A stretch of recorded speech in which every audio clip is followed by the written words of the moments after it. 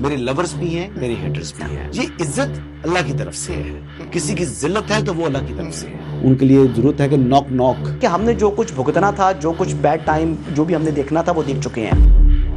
حسن ایوب خان کے تمام دیکھنے والوں کو السلام علیکم. ناظرین، آج بنیادی طور پر 5 خبروں کے ساتھ آپ کی خدمت میں حاضر ہوں. تو آج فاسٹ ٹریک ذرا ساری خبریں تیز آپ کو بتاتے ہیں. پہلی بات جو مشن نور کے حوالے سے جو بیرسٹر گور ہیں، جو کہ چیئرمین پاکستان تحریک انصاف ہے، انہوں نے کہا کہ معلوم نہیں کہ یہ شوشہ کس نے چھوڑا. انہوں نے کہا پارٹی کا اس سے کوئی تعلق نہیں ہے اور نہ ہی پارٹی نے اس کا اعلان کیا تھا.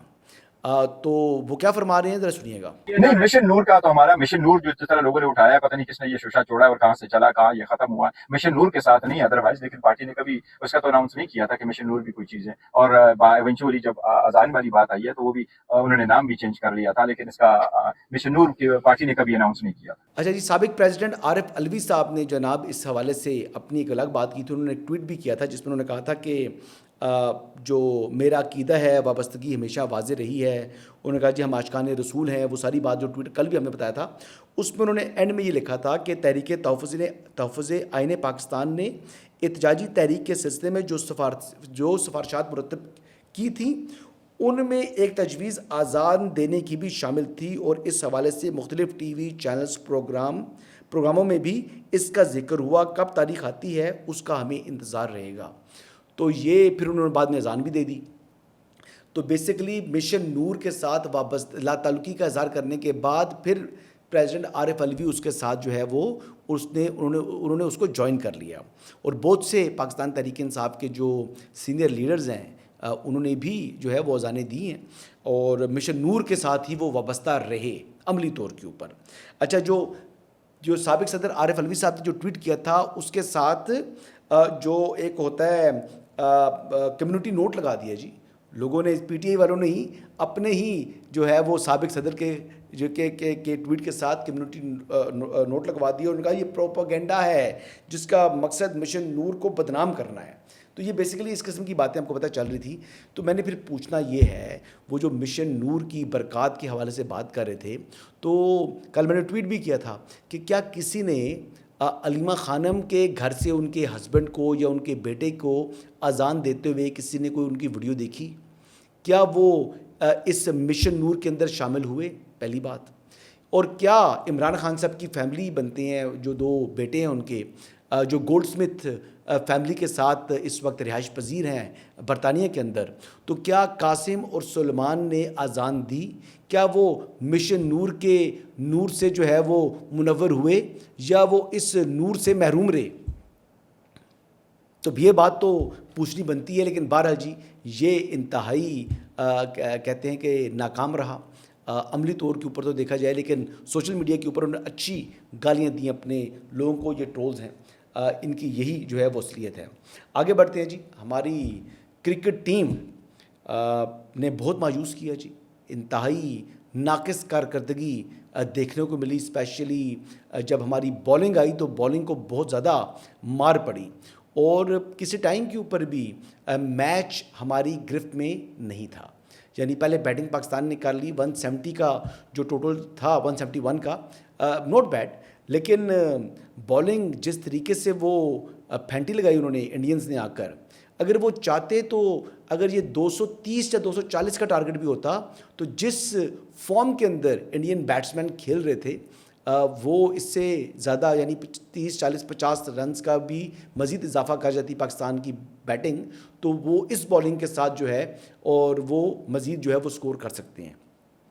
انڈین جو ہے نا وہ ایک گیم کو لے کے چلتے ہیں، اننگ بناتے ہیں اور وہ میچ میں ٹارگٹ کو دیکھ کر اپنی اننگ بناتے ہیں اور وہ اس اکارڈنگلی اپنے آپ کو ایڈجسٹ کرنے کی صلاحیت رکھتے ہیں. پاکستان کی کرکٹ ٹیم انفارچونیٹلی جو ماڈرن ڈے کرکٹ ہے اس سے بہت دور جا چکی ہے. ٹیلنٹ کی بات کرتے ہیں، کوئی ٹیلنٹ بھی خاص نہیں ہے. ہم یہ کہتے ہیں جی کہ میجر سرجری کرنی تھی محسن نقوی صاحب نے، اگر وہ سرجری کر دی ہے تو یہ سرجری ہے تو اس کے بعد یہ ایفیکٹس ہیں، تو معذرت. بالکل آئی سی سی جو ہے اس کی جانبداری ہے.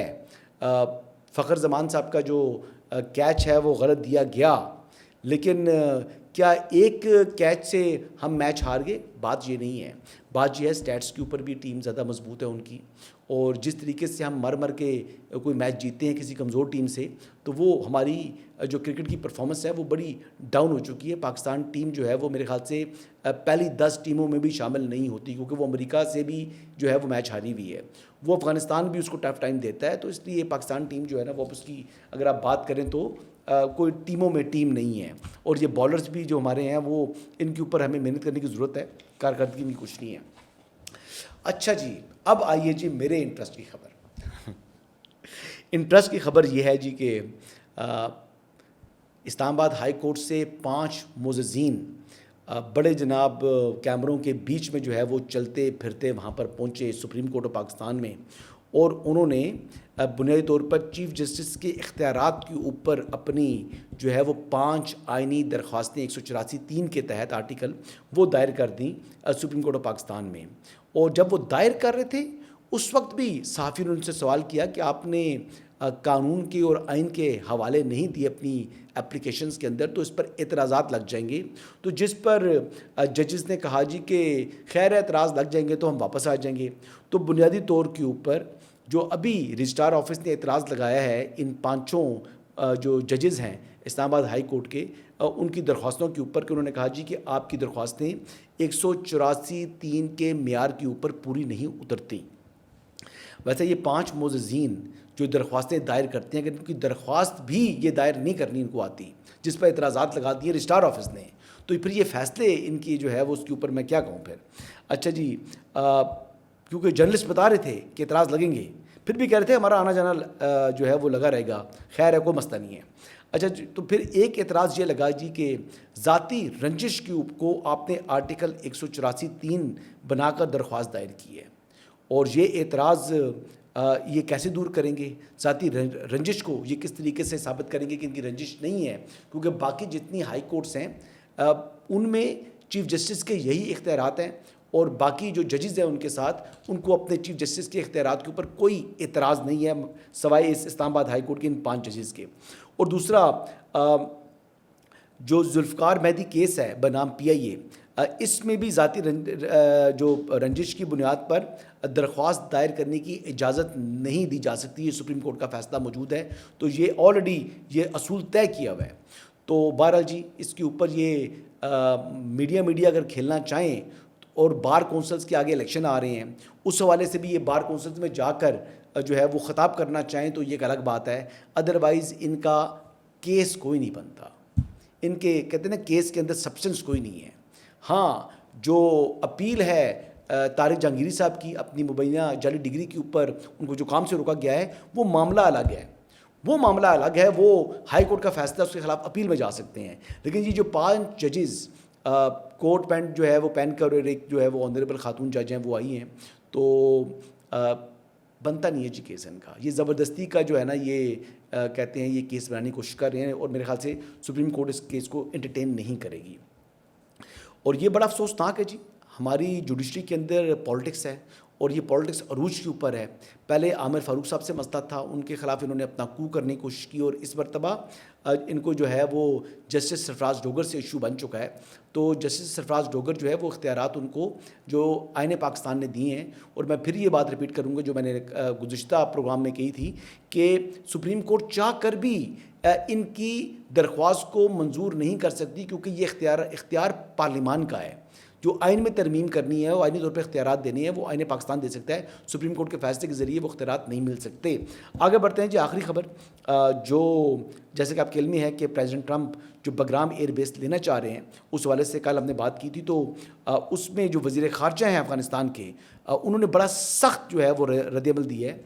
جو امیر متقی صاحب ہیں وہ کہتے ہیں جی کہ امریکہ انہیں تسلیم بھی کر لے اور جو ہے وہ جو مرضی کر لے, وہ اپنی زمین کی 1 انچ زمین امریکہ کے حوالے نہیں کر سکتے, اور وہ اس کے لیے اب 1 انچ زمین کے لیے 20 سال مزید امریکہ سے لڑنے کو تیار ہیں.